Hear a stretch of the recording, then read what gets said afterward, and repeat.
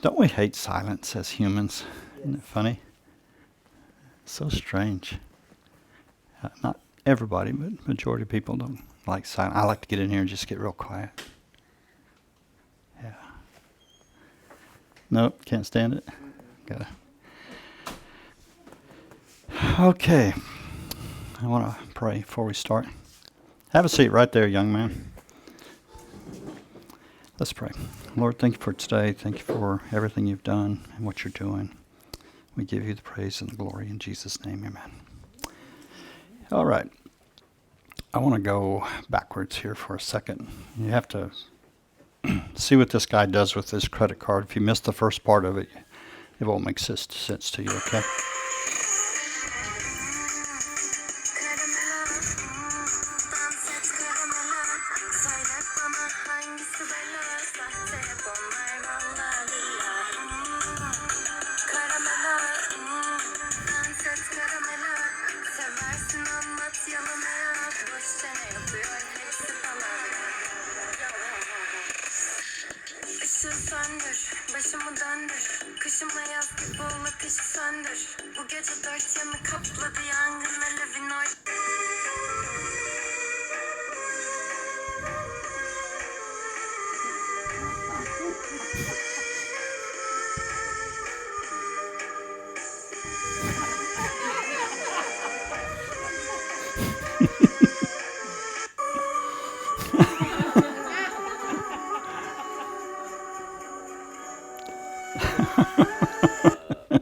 Isn't that cute? Yeah. She couldn't quite get it to work for her.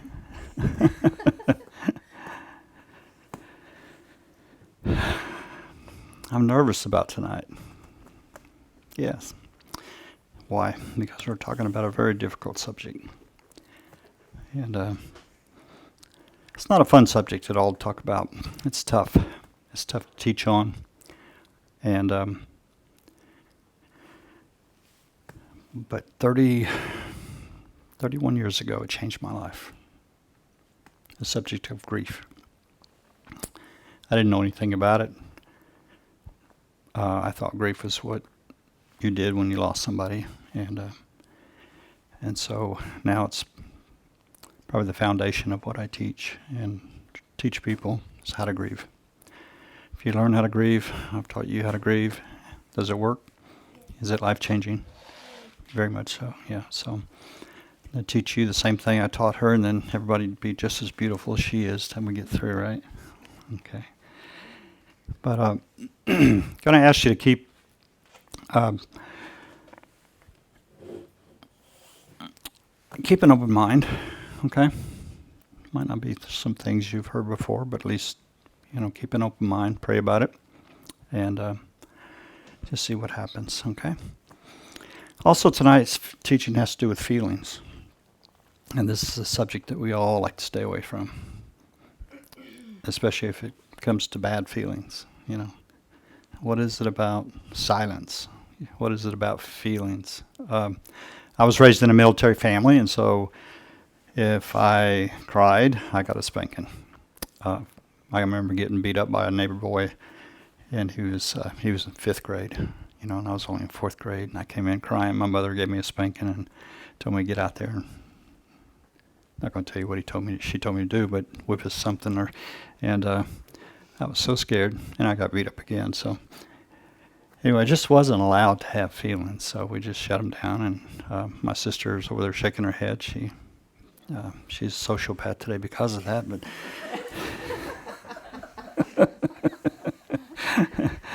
I'm just teasing. I can pick on her. Okay. The Latin word for grief is gravis, and it means to be heavy. That's how it originally started out. Heavy or weighty. And then over time, it became specifically for psychological pain, and it's associated with that today. Okay, it's an interesting word. And the first person that really made it popular her name was Elizabeth Ross. And Elizabeth Ross, she was a psychiatrist, and she was the person who created and developed the grieving process, often referred to as the 5 stages of grief. How many of you have heard of the 5 stages of grief? Almost everybody in here. Okay. Well, that's where it came from. And she was a Swiss-American psychiatrist born in 1926. And Elizabeth became widely known for her work with terminally ill patients, and particularly in the field of death and dying. And so what I'm going to cover in the beginning here is what she brought to the world, okay, is the awareness of dealing with the death and the dying, the terminally ill. And so she came up with the 5 stages of grief, which we just raised our hands. We're very familiar with it, okay, which is denial, anger, bargaining, depression, and acceptance. And what she found out in working with terminally ill people is that they literally went through these stages. For example, denial. Okay, that can't be true. I only have 4 months to live. And then once they went and were able to accept what was going on, then they went to anger. Anger for whatever reason. Anger, life, God, the disease, or whatever. Then bargaining. Bargaining is part of the grieving process where you're, I wish I'd have done this, I wish I'd have done that. And then there's depression, and we all know what depression is. We're familiar with it. And then finally there's acceptance. In other words, all right, I've only got 4 months to live. What am I going to do with it? Okay. And so let me make things right with those that I need to make things right with. And so the grieving process is very real. And so I want to go through these stages real quickly. Okay, the initial shock and disbelief, and upon learning about a terminal illness. Okay, so David, you experienced something a couple of years ago. You were given 4 months to live, and I'm sure you were shocked. Yes, and so you can relate to everything that's here. David's a miracle. I mean, he should not be here, and it just wasn't his time to go, and that's awesome testimony he has. Okay, and then we have anger. The individual experiences feelings of anger and frustration, and this may be directed towards themselves, to others, to a higher power. It's just angry, and it's not rage, just angry about the whole situation. Okay. And then we have third stage is characterized by the attempts to negotiate or bargain with the higher power, being God, in an effort to postpone or change the circumstance. In other words, God, I'll do anything, just let me live longer. Okay? And then I'm going to go through this teaching quick, all right? And the fourth stage is individuals confront the reality of the situation, experience deep sadness and despair, and they may withdraw, okay? And they may struggle with their feelings of hopelessness, and so it's a terrible place to be, is in depression. I've got a few stories I could share about it. And then finally we have acceptance. And acceptance, we're not going to cover acceptance until the end, because we want to do the first 4, okay, to get to acceptance. Acceptance takes care of itself. And but it involves to coming to the terms with the inevitable outcome and finding a sense of peace and acceptance, okay. Acceptance is very real. I believe that in things that have happened to me in my life, I believe I'm living in acceptance in all of them. And I'm not going to share all that tonight, but it's taken some work, okay, to get there, and some effort. All right. So since 1929, grieving has advanced, just exponentially. And we have diverse grieving patterns now. We have contextual factors. We have trauma and complicated grief. We have resilience and growth. Holistic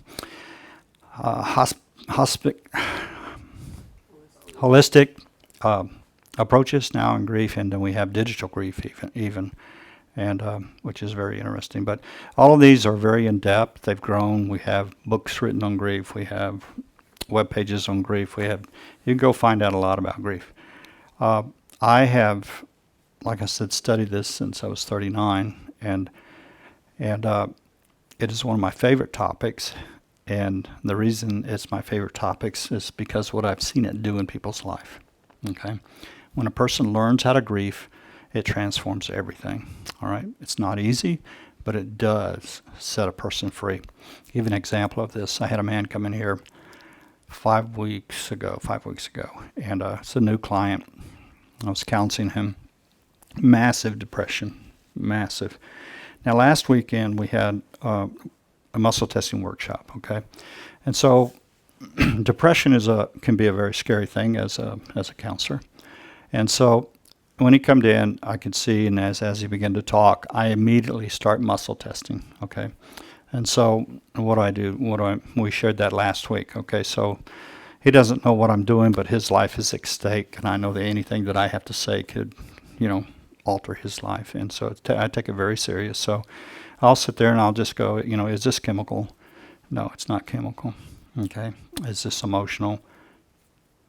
No, it's not emotional. Okay, is this demonic, or is this, no, it's not that. Okay, so I got to know in everything. Okay, is it okay to work with him? Yes. Okay, didn't quite understand it, what's going on, because I didn't get an answer. But I wasn't concerned, I wasn't upset, so I said, okay, let's just keep meeting. So he came back in the next week even more depressed, and came in the next week even more depressed. And then his third week, I'm fishing, because I'm looking, what is this? Because I'm not getting an answer of what it is. And then I brought up, he was telling me part of his story, and he said to me, well, my mother fought depression. And as soon as he said it, I was like, oh, duh. Okay. Well, there's a thing called mirroring, okay, and we can mirror our parents' actions, literally become them. And by watching them, we project that on ourselves. This is how you deal with life. And so his father was very abusive to the mother, so the mother was depressed all the time. And so the little boy picked up how to handle things in life is just stay depressed. So I just went back in my chair, in my couch, and I said, oh my gosh. I said, okay, I got it. I know.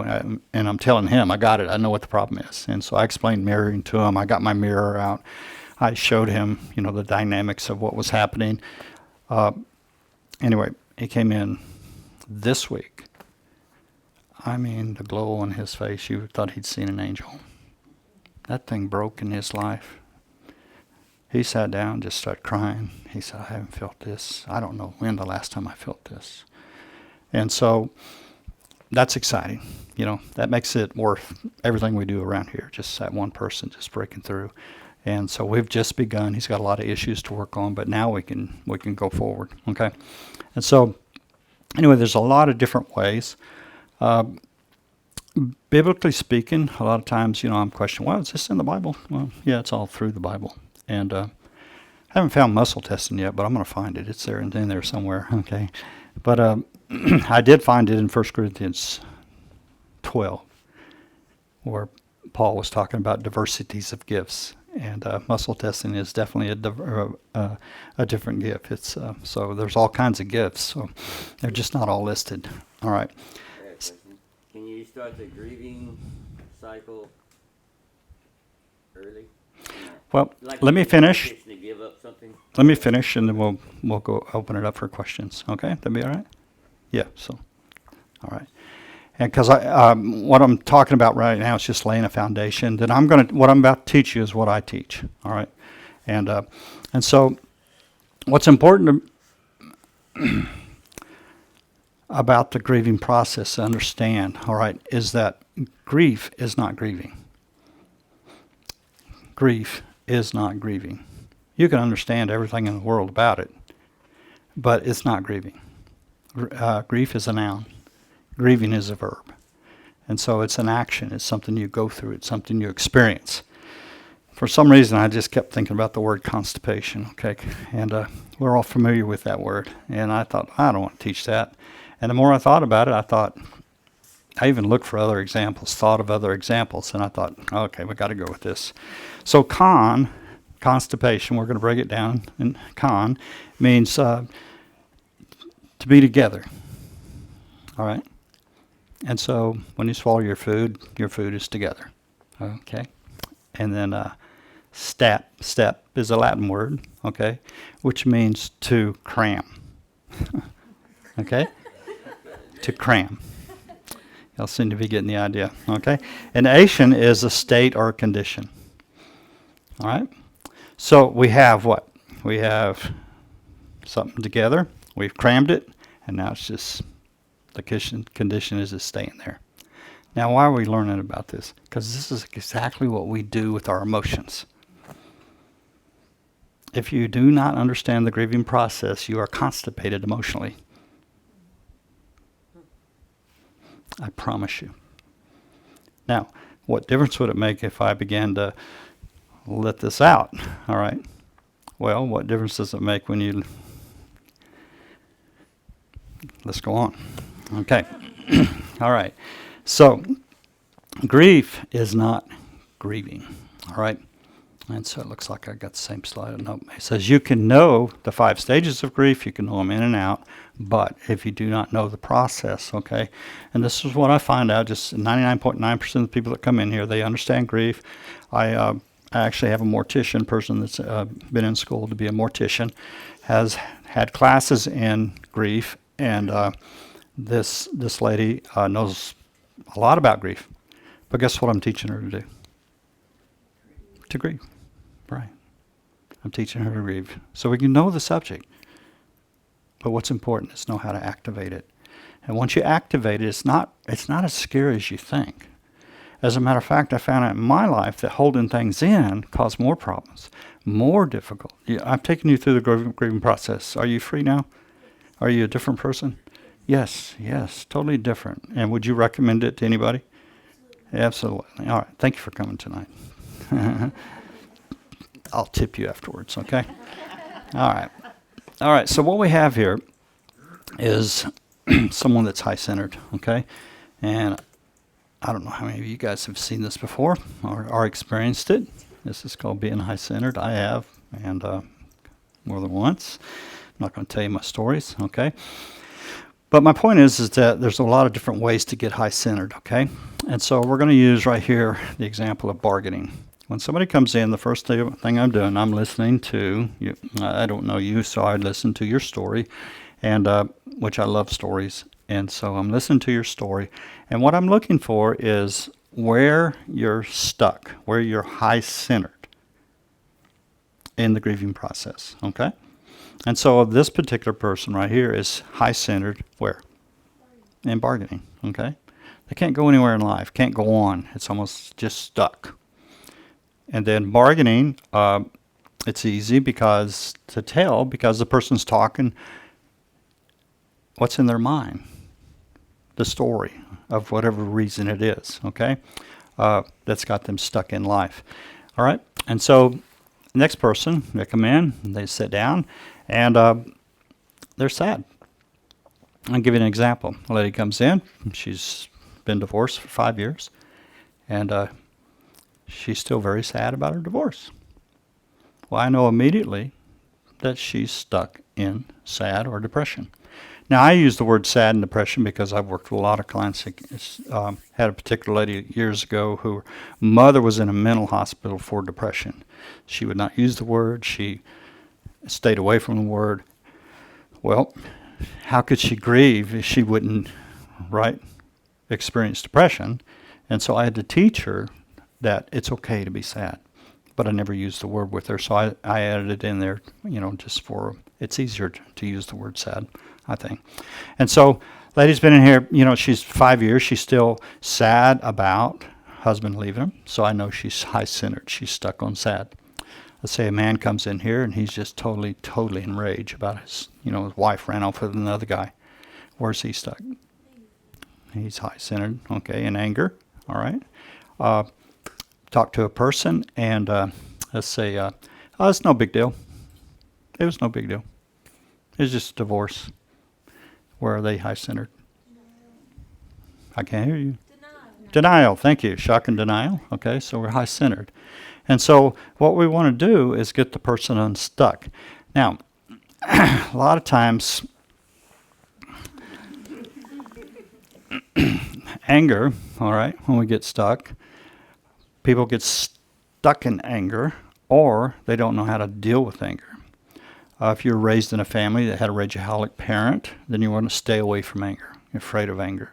And so once again, the grieving process will not work being afraid of anger, being afraid of becoming angry. What I've had to teach people is that there's a difference between anger and rage. All right. So rage is what a 5-year-old does at the candy bar. When that little place where you're checking out, there's candy on both sides, and the little kid wants that candy bar, and what happens whenever he can't get it? He begins to scream and holler and throw a fit. Well, that's rage. Okay, and we have a lot of 50-year-olds that never grew up who still rage. All right, 40-year-olds and 30-year-olds who still rage. Rage is just a person that hasn't grown up emotionally. That's all it is. It's not anger. Anger is one of the most powerful emotions that you can absorb and take in and use. If you look at God, I read the Old Testament, he talks about anger all the time. It's a phenomenal emotion. He gets angry, he gets upset. David got upset. All through the Bible, you'll find anger. What does anger do? Anger sets boundaries. You can read books on boundaries. Once again, you know the knowledge, but if you don't exercise anger, well, my wife is angry. Guess what? I know it, but I've crossed a boundary. I have crossed a boundary, or I haven't respected a boundary. Now, when she's angry, what do I want her to do? I want her to come tell me. I want to know. I want it out of her, and I want to know why. Because when we have boundaries that we understand, okay, don't touch this. This is mine. You got in my space. Then I can back out, and then I can respect her space. Vice versa, I have mine. What are you doing on my tractor? Okay, I have my boundaries. Okay, and they're completely different. That was a joke. Okay, all right. Anyway, anger has to be learned for a lot of people, especially Christians. A lot of Christians have been taught that it's sin. I know what I'm talking about here. Atheists are easy to work with. Believe it or not, they don't have a lot of issues that Christians have. And I'm not kidding there. Agnostics are easy to work with. Buddhists, they're a little harder because they have a hard time with anger. All right? And so I'm talking about emotions now. I'm not talking about my clients. I'm talking about emotions. These emotions, if we don't know how to deal with them and work with them in life, we're going to struggle in life because you're full of them. You're full of about 100, well, it depends on who you ask, but about 132 emotions is what I've settled in. That's a lot of emotions inside you. A lot. Now in America, we have 3. Mad, sad, and glad. That's all we acknowledge.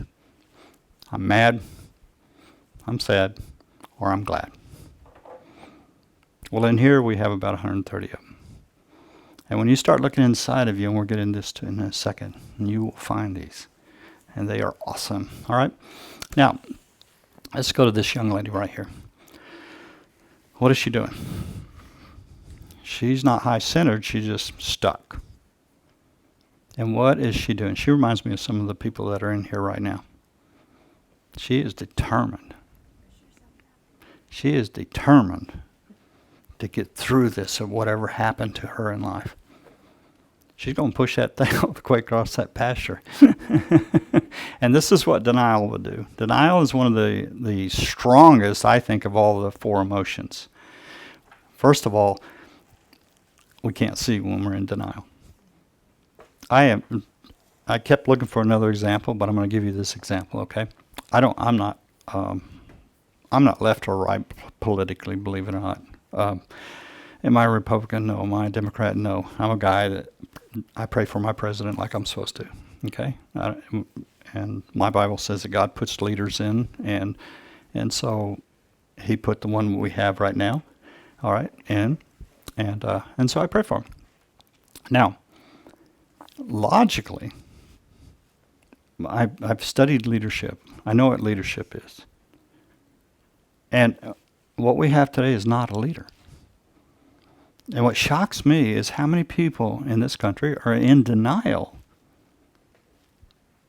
I'm not putting anybody down, but we need a leader. I don't care if it's Biden or Trump. I just want a leader. I'm not getting political. I'm just saying trying to show you the power of denial is so powerful. In other words, we can lie to ourselves and be so convincing, and it destroys our life. Now, why do we lie to ourselves? It's painful. Yes, we don't want to hear the truth. Truth is hard. There's a scripture that says, you shall know the truth, and the truth will make you mad. Right? Something like that. It's pretty close, right? No, truth is hard. And so we try to stay away from truth. But shock and denial, I want to emphasize this. So because, why?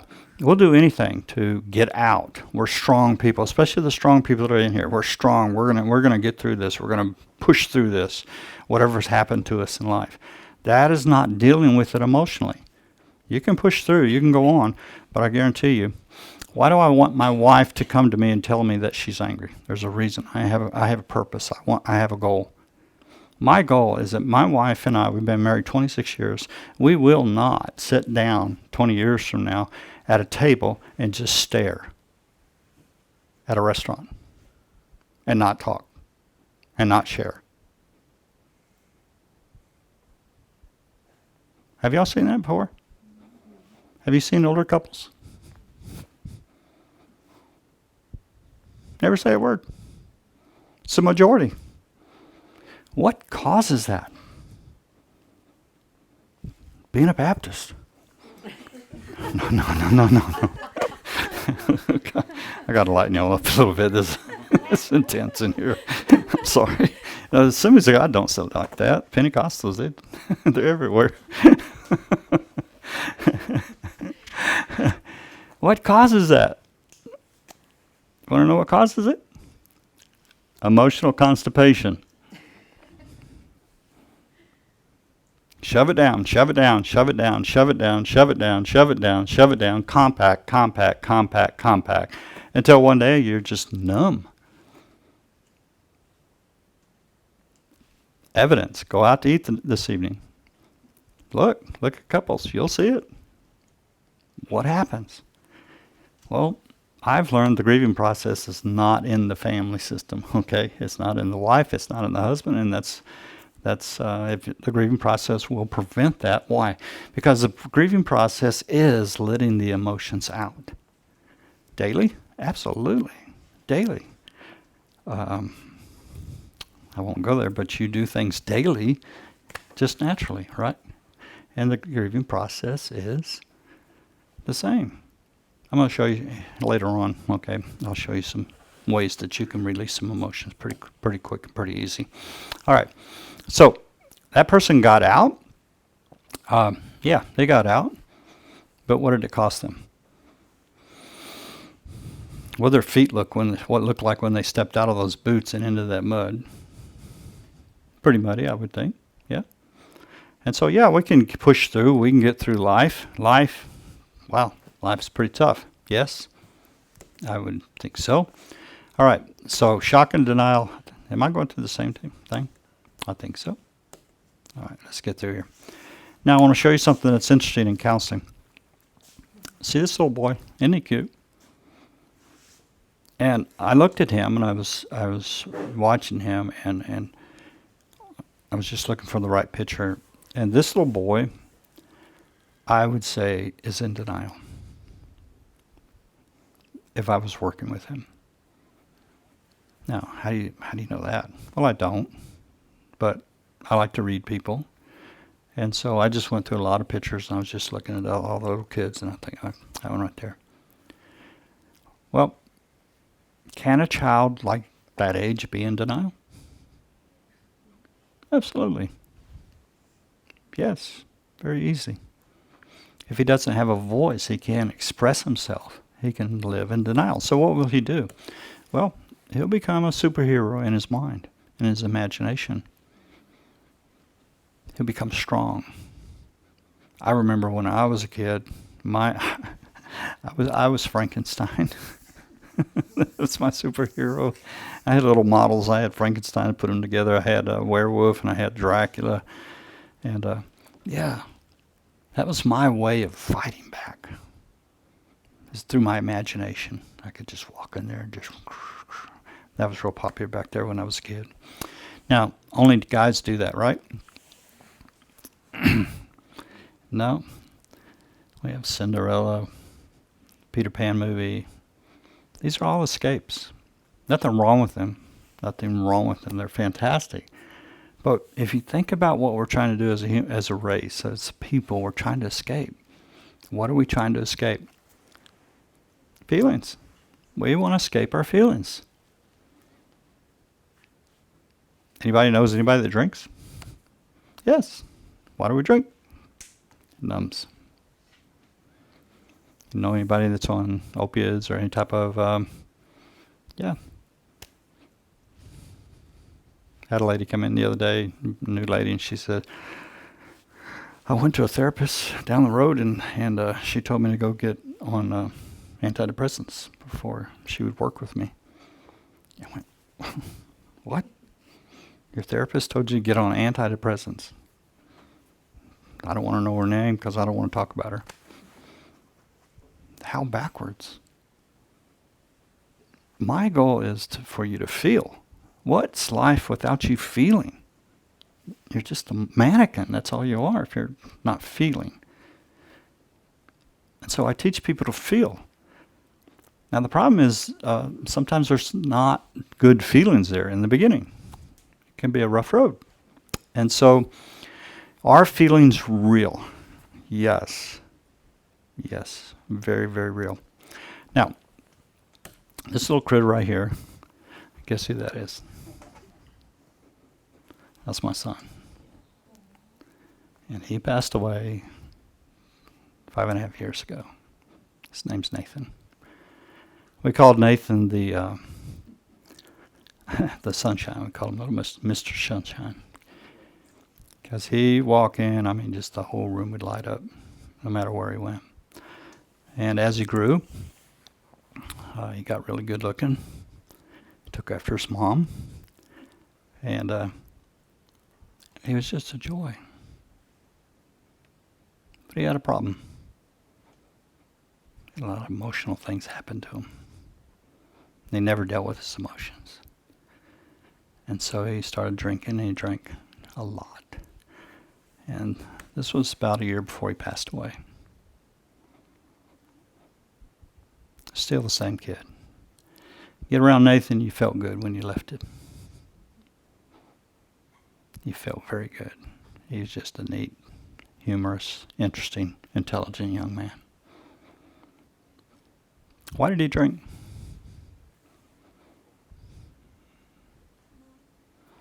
Kill the pain. He came here, and actually my older son, I have 2 sons.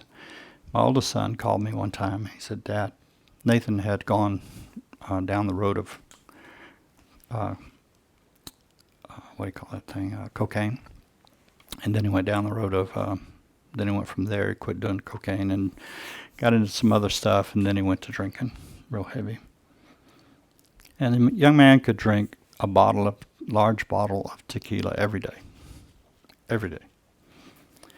And my older son called me and said, Dad, I got to get something off my chest. I said, okay, what's up? He said, why don't you help Nathan? And I said, son, I can't. He said, well, it just really ticks me off that you just put no effort. Mom has, I have, but you do nothing.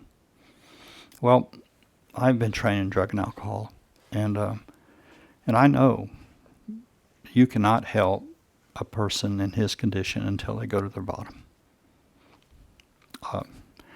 He had stolen whoever he stayed with, got ripped off, okay? And so I just knew I'd be there when he went to his bottom. Well, he called me one day and he said, Dad, can I come see you? I said, sure. So he came up here, and we made a deal that he could stay if he would meet with me every day out here. And so every day at a certain time we would come out here and I'd meet with him. He was doing unbelievable, just fantastic. He was just better and better and better and better. And so 3 months he was here. One day he walks in and says, I'm done. I said, what? He said, I don't like doing this. I don't want to do this no more. I said, okay, it's your life, your decision. Your life, your decision. Is that hard on a father? Oh yeah, it's very hard. So he lasted about 3 weeks. I could see it. He needed me to run him off because he started acting out. And so I said, well, son, it's time for you to go. So he packed his belongings and he went back to Houston. And I told him, I said, son, get in some type of facility. That was the last thing I told him. So about, I'd say a month and a half, 2 months later, he calls me and he says, Dad, I want to come back. I said, no. Well, you don't love me. I said, son, I love you. I love you beyond what you could ever comprehend. He said, well, then let me come back. I said, son, I can't help you. I said, I took a chance. I already knew you were beyond my pay grade, okay? I knew he needed medical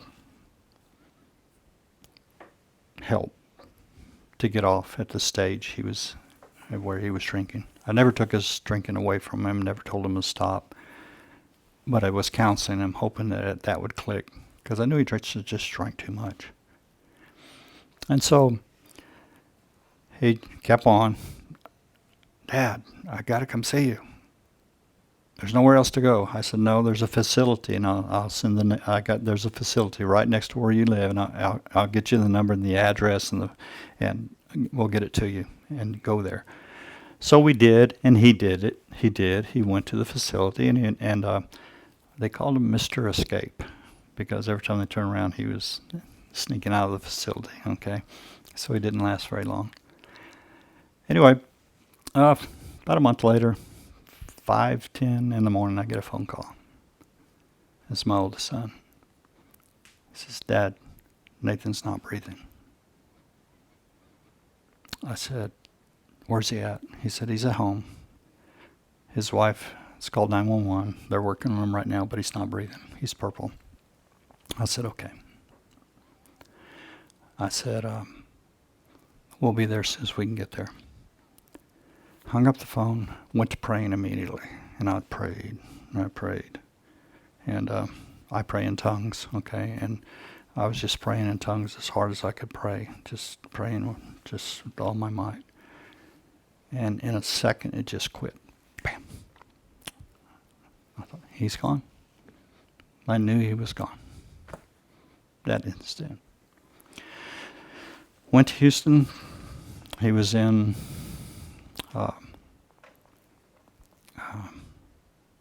I don't know what they call it, life support, for 10 days. So for 10 days, I'd walk in there and I'd talk to him. It's hard, painful. Do I want to share this today? Tonight? No. No. Why would I share this? Because there's more to this story. After Nathan passed away, I came home. Alcohol runs in my family, generationally.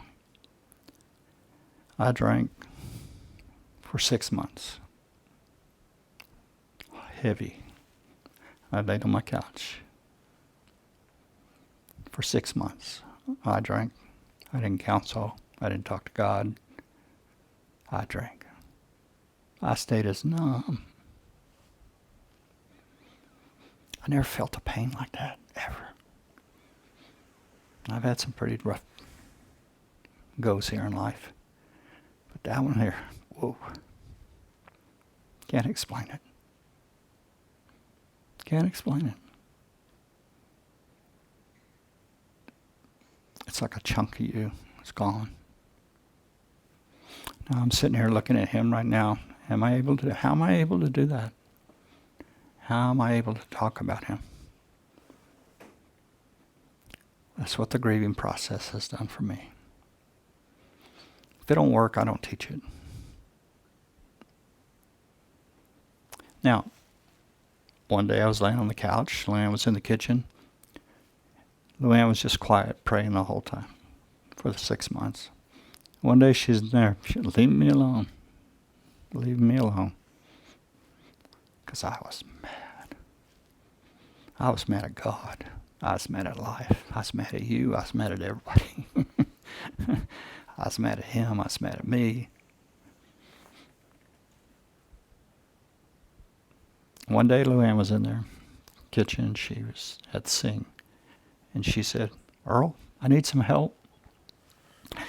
And it's like she took a rubber band. You had a rubber band on my head, and she went, it just snapped. I got up off the couch. I went in there, stood beside her, and I've been up and going ever since.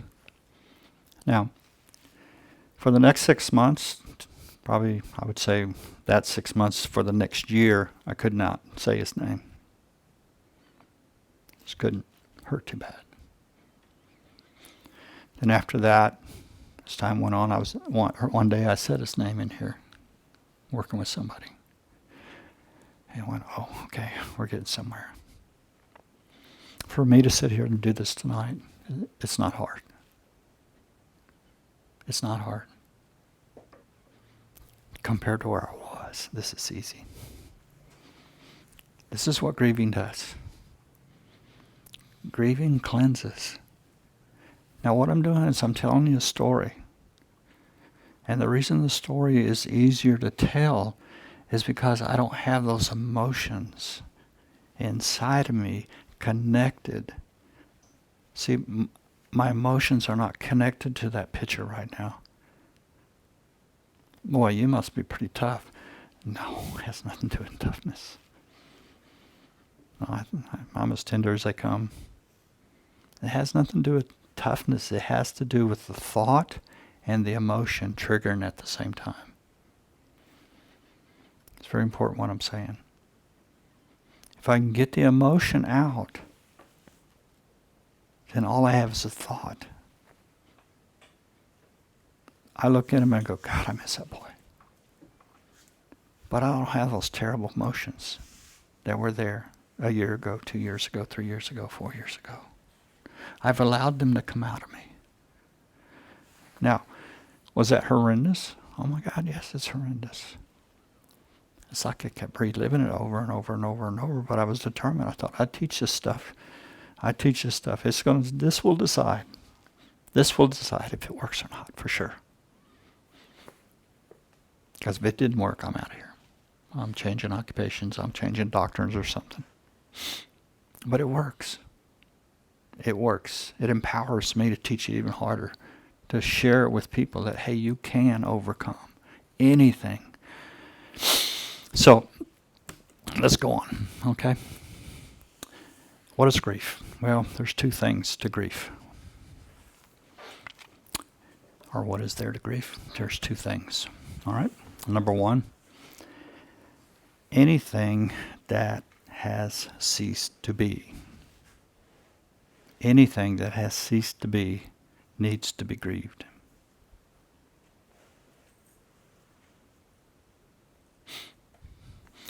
See, what we don't realize as humans is that things are dying around us all the time.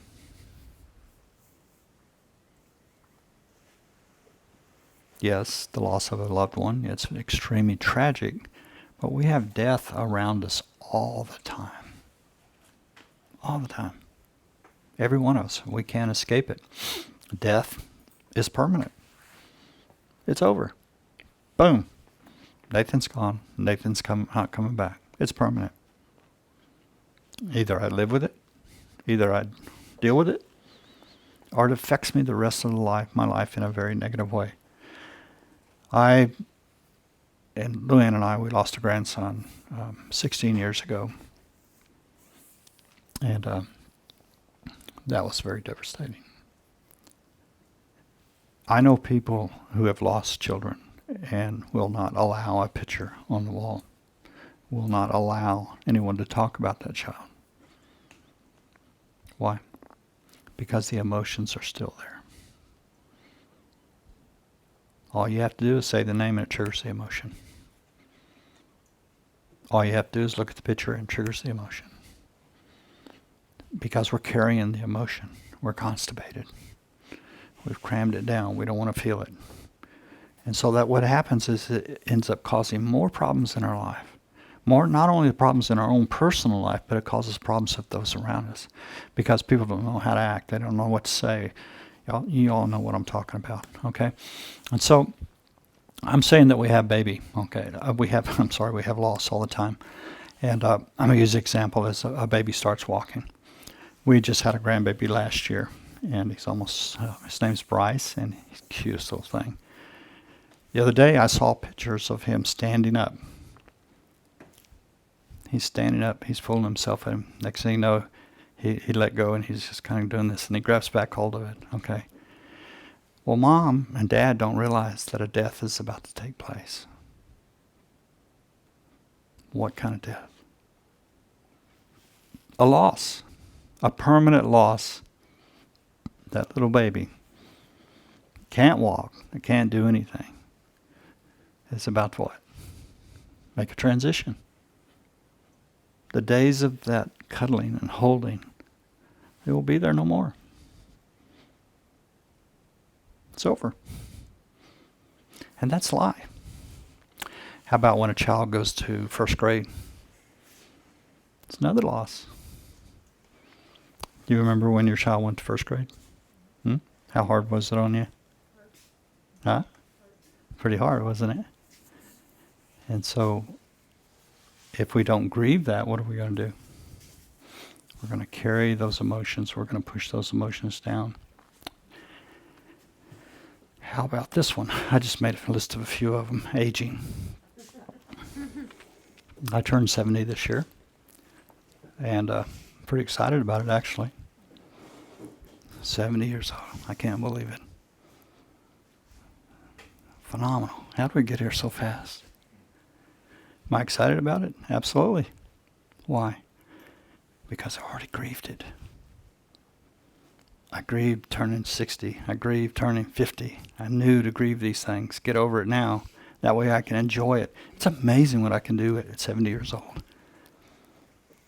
The energy and the power, then, oh my God, it's just fun being 70. Now, I can get angry. Why? God, I don't like the way you set this place up.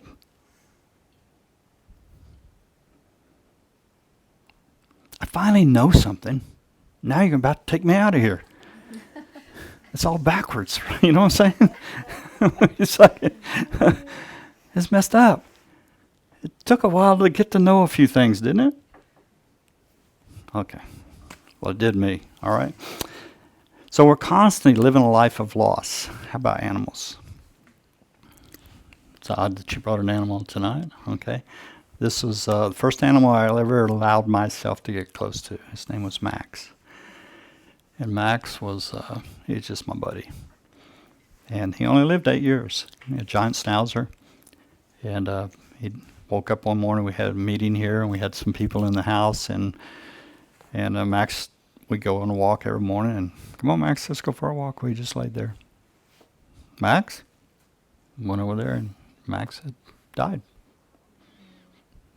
Still don't know what was wrong with him. He just died unexpectedly. That hurt. That hurt. So what do I say immediately? I'm not ever going to have another dog. I'm not ever going to get close to a dog again. I made all these rules. No, no, no, no, no. Never again. Well, if you look out in my yard right now, there's a big black man. And the reason I'm able to do that is because I grieve the loss of Max. Okay. And the last, number 5 in the grieving process is acceptance. When we accept, then we can go on to whatever else we're supposed to grieve. All right. So, why should I grieve? Well, if you do any studying at all about psychosomatics and all that's going on inside of your body, the reason you should grieve because it affects the stress level inside of you. What do you mean stress level? Well, emotions are a combination. Remember constipation? Okay. It's more than one. It's It's a combination of all our emotions being pushed down, pushed down, pushed down, pushed down, pushed down. And so it affects our organs. That's why in muscle testing, you'll go and Dr. Lingus will release emotions at times, and then I will release emotions quite a bit because that's my field. And so what am I doing? We're actually healing the organs, believe it or not, and we're setting the people free, mentally, emotionally, okay, and physically. And so because emotions weigh us down without us even realizing, it's like, what's wrong, okay? Every one of you are grieving every day. Every one of you, all of us. We're grieving every day. We don't know what to call it. We don't know how to recognize it. And I teach people how to recognize it. I teach people how to grieve. I'll use you again as an example, Eve. Have you grieved this week? Yes. You have, okay. And do you mind sharing just a little bit about it? Sure. Not personal stuff, but just the grieving. Like today, me and my best friend, like she's about to get married Mhm. next year, and even though that's like a happy thing, we both just like sat there and just like cried for There you so go. long and just Mm-hmm. cried because it hurts and you feel better after, but like it's a change. Like, Yeah, there's a change. There's a death about to take place. Your runaround buddy's not going to be there with you. She's going to be tied to this guy, okay, that you don't like very much. Yeah, it's actually her brother. So, okay. So I'm not going to go into this. I can teach another hour just on this shade right, this slide right here.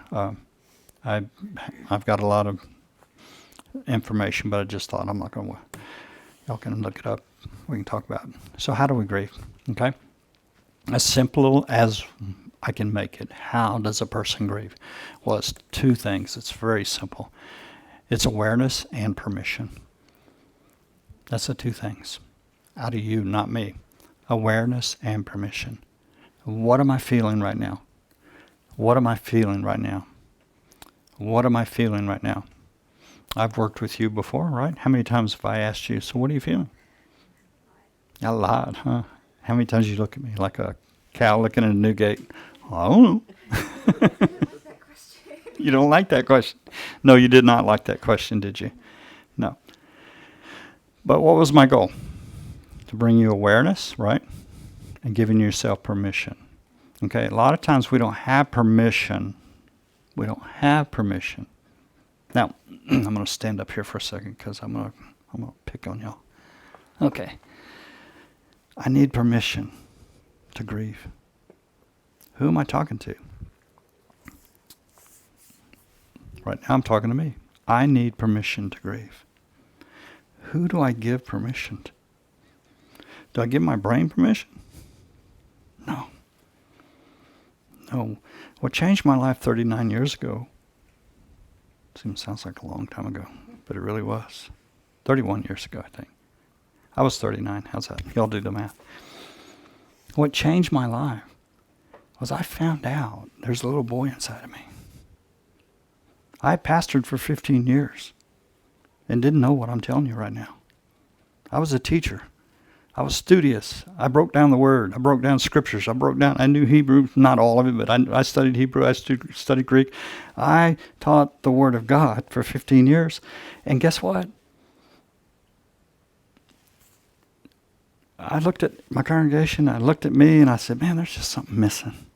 I've fasted, I've prayed, I've done everything. I've attended church regularly, faithfully, okay? Something's missing. What's missing?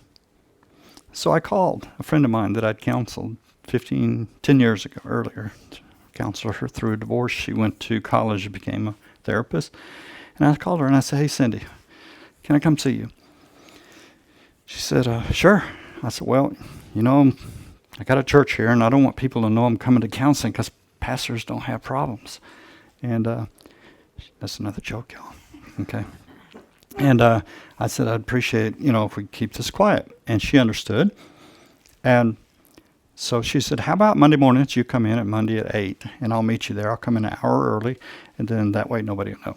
I said, thank you. I appreciate that. So Monday morning, 45-minute drive on the other side of Houston. She only charged me $90. She gave me discounts, which back then, that was a lot of money.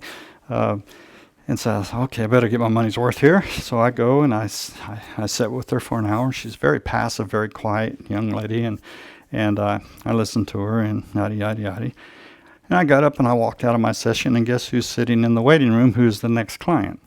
My piano teacher, my piano player for our music department was sitting. Earl? I said, dang it, got caught already, right off the bat, first person. So there went the pride out the door. So I went to her 2 more times, and the third time I was driving home, and I said, I'm done, I'm through, I am finished. I'm just tired of this. I'm wasting my money, wasting my time. And about halfway home, I said a prayer. I said, Lord, I really think I'm supposed to go, but I just feel like I'm wasting my time and my money. And I said, I'll make you a promise. Whatever Cindy tells me to do from this moment on, I'll do. I'll do it. Now, I had women issues to begin with. That was a big prayer for me.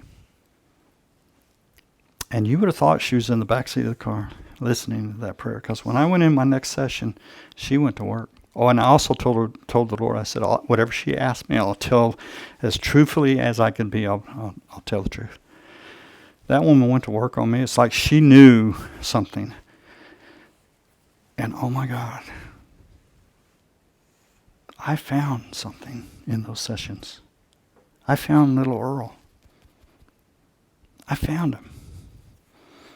I was looking the other day at materials. You know, I have a lot of handouts and do different things. And I put my name up there. It's Earl Gardner Ministries. And I remember when the Lord dealt with me about calling it Earl Gardner Ministries. My self-esteem was so low. Self-worth was so low. I remember the sign the first time I did a workshop, and there it was, Earl Gardner Ministries. I couldn't hardly look at it. I couldn't look at it. Why? Because I had this relationship problem. The relationship problem was between me and me. I did not like me. I had this language going on inside of me. This language was not good. It was extremely negative. Nothing encouraging whatsoever.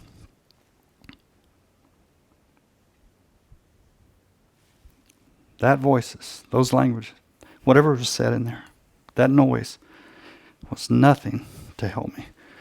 But there was another part of me that's just determined not to be who my mother told me I was. I was determined. Well, who is that? Who is that determined person? That was that little boy. He said, nope, nope, nope. That's who took me to counseling. Nope. Now, I didn't hear him saying nope because I done shut him off. I quit talking to him a long time ago. I just pushed him down. Well, when I went into counseling and I began to unfold and find this little boy, I found out that, oh my gosh, he's hurt. He was extremely hurt. And all he needs is somebody to give him permission to feel. Because he wasn't feeling no more. Can you imagine 15 years of pastoring, not really feeling? Now, I felt, but I wouldn't allow myself to feel. You understand? I have a lot of empathy, but I couldn't allow myself to have a lot of empathy. Why? Because I get hurt every time I try to help people. I don't know if anybody relates to what I'm saying. So when I found this little boy, I learned to let him grieve. I learned to let him feel. I didn't deny him anymore. And man, did he have a lot of feelings. My God, did he have a lot of feelings. It got so bad that my wife at that time, my first wife, I traded her in. And I'm telling you, I encourage you to trade them in because you get what I got and my trade-in is fantastic. Okay, downhill. So, where was I? Huh?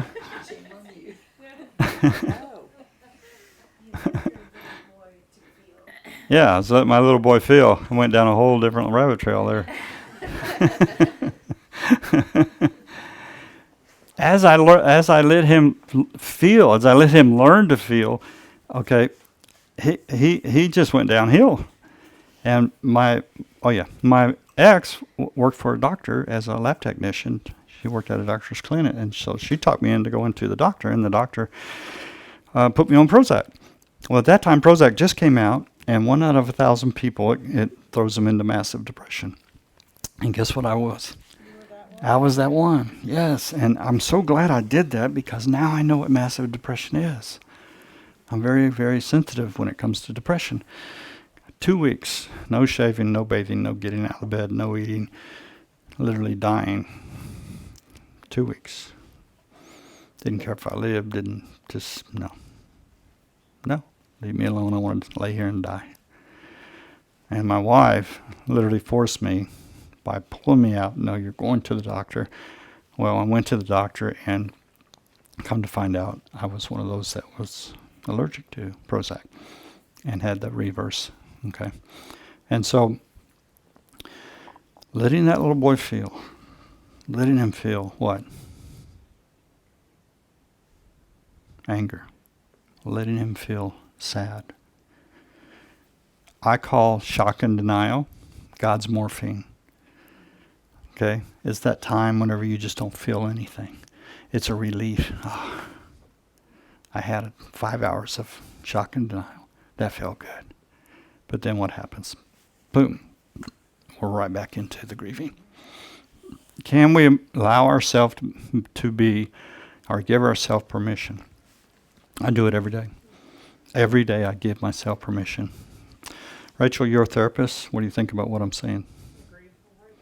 Okay. Is this what you teach your people? Same thing. All right. And you see powerful results. All right. So I use the analogy of a pinball machine. How many of you are old enough to remember a pinball machine? Okay. All right. I used to play that. Well, the grieving process, okay, what Elizabeth Ross was teaching was linear. She would watch her patients come in, and they would go through 1, 2, 3, 4. Okay, so they would go through shock, they would go through anger, then they go through bargaining, and then they go through depression. Okay, and then finally acceptance. So what she's taught is linear, and what we have found out since then is that yes, it's linear if you're working with patients in a confined area, but it's not linear. Okay, in therapy and in life. And it's like a pinball machine, okay? In other words, 1 second, you can, if the ball's released, it hits those bumpers, okay? So if you imagine each bumper, one bumper represents anger, one is shock and denial, one is bargaining, okay? And one is depression. So that ball, it'll hit depression, then it'll bounce over, and then it'll bounce, and a bounce, and a bounce. And so what happens in your mind is that when you're truly grieving, and it seems to happen 100% of the time. And I'll ask male, female, when I feel like they're grieving, I said, do you feel like there's a fog in your head, in your brain? And I get, yes, it's feel like there's a fog in my head. Okay? Well, what's going on is that pinball it's bouncing around and it's not making sense. Okay? It's just, you're going from one place to another. One place to another. All right? Now I'm talking about heavy grieving. I'm talking about death right here. Not so much, a little bit like the loss of a dog or lesser losses, if I can say it that way. Okay? We'll grieve differently. But what's important is that we allow ourselves to let that take its natural stride. Okay. This is what I teach in counseling. Those of you that come to me, you know I do this, okay? So when you come, I say, you're the plastic, okay? And inside of you, there's pain. In the first session, I do not do this, okay? I'll just touch it. I'll touch it, just see where the person's at, all right? And then let's just say the person's ready. So what I'll do, I'll explain that to them, and I'll say, okay, so next week when we come in, we're going to take the lid off just a little bit more, and then what are we going to do? We're going to talk about your situation. What are we going to do? And we're going to take it back and put the lid back on, because that felt weird, right? Plus, it made a mess, didn't it? But next time they come in, they go, this doesn't make sense to me, but I think we're getting somewhere. Yeah, we are. True story. Last year I had 2, maybe 3. I think it's 3. 3 parents come in here. 3 parents came in. I was counseling their children. Teenage children. Yeah. First mother comes in and says, what are you doing to my child? She's supposed to be getting better. She's not getting better. I said, well, let me show you what I'm doing. Well, she ended up becoming a client, and I've counseled her, and now she knows the grieving process, and she's doing fantastic. The next person that came in, I was counseling. The lady was in her 50s. Her dad, 83 years old, came, and he made an appointment. Well, I want to know what you're doing with my daughter. And I explained the process to him. He says, okay. He says, I have a background in psychology. I see exactly what you're doing. Okay. So it made sense to him. Another lady comes in. Same thing. Okay. What are you doing to my child? I teach him the process. This is the process. We're trying. In other words, letting that out. Let's say the next thing that it's about to come out is anger. And so a teenager goes home, and they just had a session. I've just taught her, and I gave her permission to be angry. And I want to do that to you right now. I want to give you permission to be angry. It's okay. Nothing wrong with it. But what is it going to do? It's going to make a mess. And whatever every one of you ladies want to do right now. Huh? Yeah. And that's what we want to do in the grieving process. When we're grieving something very heavy, we don't like making a mess. And the people around us get all nervous because, oh my God, he's not getting better, he's getting worse. Because it does make a mess. Did you make a mess? Everywhere. Yeah. Yours was like a gallon jug, we just, yeah. It got on everybody. Got on everybody, yes. But once again, would you do it again? Yeah. Absolutely. Now what happens is something beautiful. Once you start that process of letting that out, boom, I won't do it because I can see right now we're going to have a couple of heart attacks if I do what I normally do. All right? It'll all start flowing out on its own. Now, what's this have to do with God? What's this have to do with being a better Christian? What's this have to do with being closer to the Lord? Well, when I say to you, there's a little boy inside, you know what I'm telling you there is? I say little boy. It's your spirit. It's God's original design. See, I can't prove what I'm about to say, but I believe it with all my heart. I believe all of our spirits came from heaven. I believe that with all my heart. I've traveled around the world, and no matter where I've been, guess what? People are worshiping something. They're calling something God. They're worshiping God, not the way we do, but they're worshiping God. I believe their spirits were in heaven. And they want to go back. They want to be back with Him. They want to be in His presence. Why do we go to church when we go to church on Sunday? We want to be in His presence. I think we've been there before. I long to be with Him. I long to know Him. I read His Word. There's just something in me. See what I'm doing right now? That's my little boy. And God put him here, gave him a reason and a purpose to be here. But you talking about an enemy that knows what he's doing. If the enemy can destroy you when you're this big, he's got you. Because you're no longer operating from your spirit, you're operating from up here. You're no longer, you shut him down, we shut him down, we don't let him be who he's supposed to be. I'd have never imagined in a million years I'd be a counselor. But I'm telling you, I can't wait. I'm chomping at the bits all day long. Can't wait to teach this session. Why? I love teaching people to be free. Because it freed me. How do you do it? Well, if I poured all the water out, would that bottle be light? It'd be very light. But if you carry that weight around from whatever those circumstances that you experienced in life, you're going to carry that the rest of your life. The rest of your life.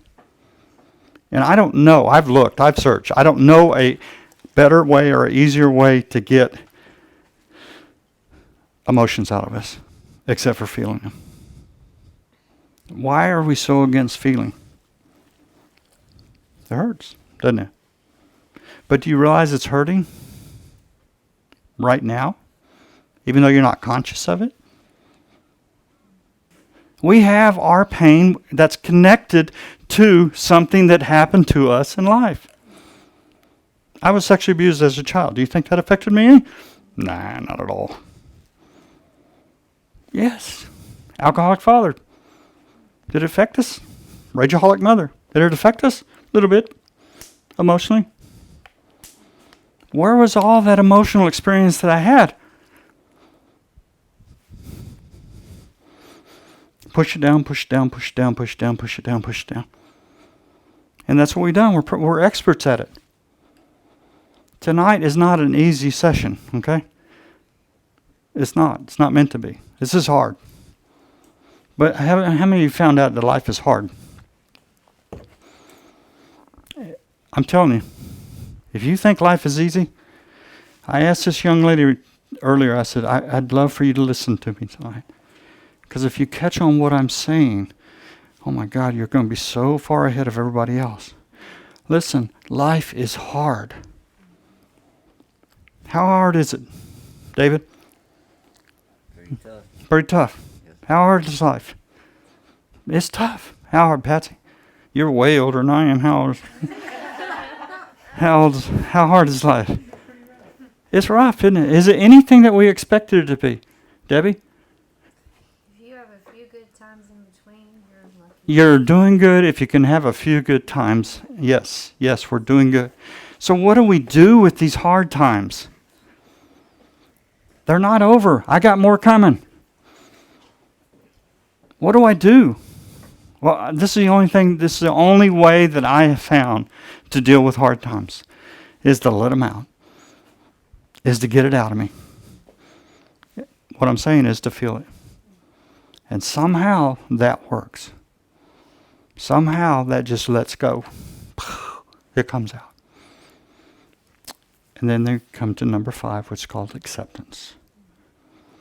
How can I had a lady come to my church.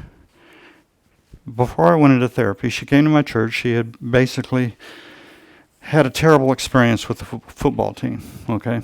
Not all of them, but a lot of football players ganged her, raped her. She came to my church and gave her testimony. After her testimony, the altar was just full of women, because she was called women up there that something had happened to them. Just full of women. Well, I knew these women. I was their pastor. I thought, wow, what just happened here? And then I went, how can she stand up there and share her experience, and yet everybody else I knew nothing about ever? Well, I didn't know about shame at that time. I knew nothing about it. I didn't know that a person gets their emotions out, that then they can tell the story. See, I told you a story tonight. There's still emotions there, but I told you a story about my son. And I'm able to do it because I've worked on it emotionally. And I love talking about him. I do. I love talking about him now. I love. Now let me tell you something.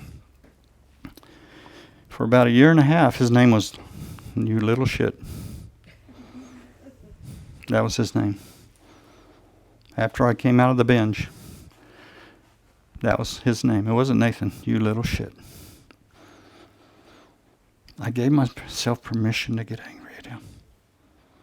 He ruined my Thanksgivings. He ruined my Christmases. He ruined my day. He ruined my life. And it was all because of his actions, not because of what I did. He screwed my life up. He screwed Luann's life up. He screwed his mother's life up. He messed things up. And it was hard to be mad at him. But that's part of the grieving process. And so I gave him that name. And anytime I'd get mad at him, I'd be out here and I'd be working. I'd say, you little shit, you can be here helping me right now. And I'd just let it out. Now, does that work? Absolutely. How about being angry at God? I want to give you permission. Was I angry at God? Absolutely. There's nothing wrong with it. I'm still here. Lightning didn't strike. It's okay. Now, listen to me. Listen. For some reason, divorce is coming to my mind.